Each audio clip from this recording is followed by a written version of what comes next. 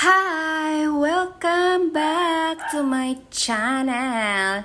So, ayan na nga, meron ako ditong potting mix. Gumawa ako ng potting mix, guys, kasi meron akong iriripat. So, ayan itong aking potting mix, gumawa ako ng sarili kong, ang parati ko talagang ginagamit ay sarili kong potting mix. So, yan. Ito ay composed ng loam soil, coco peat, tapos rice hull, and ang tawag dito, pumice. So yan, yung pumice na ginamit ko dyan ay 30% lang. So yan. Yan talaga ang, depende rin sa sa gusto kong minsan may 60% na pamis ang nilalagay ko. Sa mga cactus naman yun. Ayun. So, ito na ang aking iripat, si Habit Ear. Ayan. Kasi lumaki na. Ayan lumaki na siya. Tsaka pati itong si Purple Delight. Ayan. Lumaki na din. So, parang masikip na sila. At tsaka may bagong baby yan dyan, guys. Ayan. Para lumaki yung babies niya. Yan. So, tanggalin ko yan si Habit Ear. Ilipat ko sa ibang paso.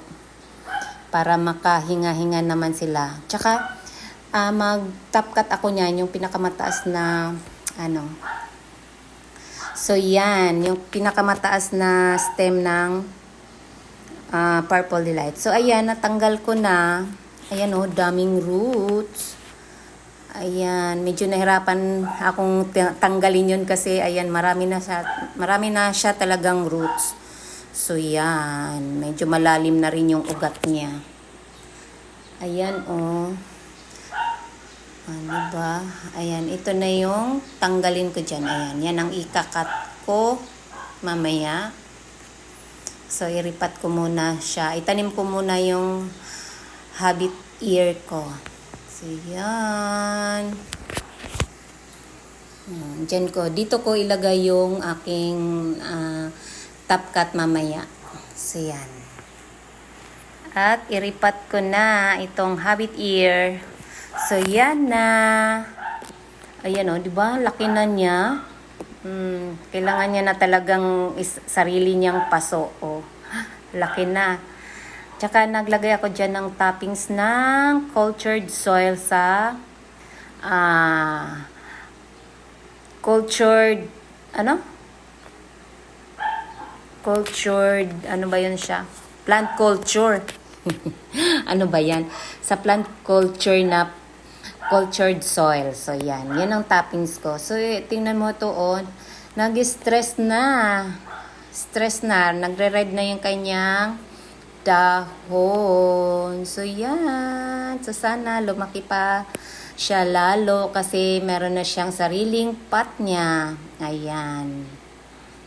So, yan. Ang ganda. At dito naman tayo, ayan, i-top cut na natin tong si Purple Delight. Ayan, nahirapan akong paano to hawakan. So, wait lang. Kasi ako lang mag-isa. Ako lang humawak ng camera. So, ayan. Yan. Naputol ko na. Yan, At, ayan, sana magsuloy na siya dyan para lalong lumago. Ayan. At, dyan ko lang din ilagay yung top cut niya. Ayan. At pag naman, lumaki na yung babies niya dyan sa ilalim, ito naman yung isa ang aking iripat. So, yan. Ayan. Ayan. Di ko alam kung anong ID nito Ayan. May mga babies na siya dyan sa ilalim. So, yan lang guys. Thank you sa panonood. At sa ulitin. At mag-subscribe na rin kayo sa aking channel. Bye!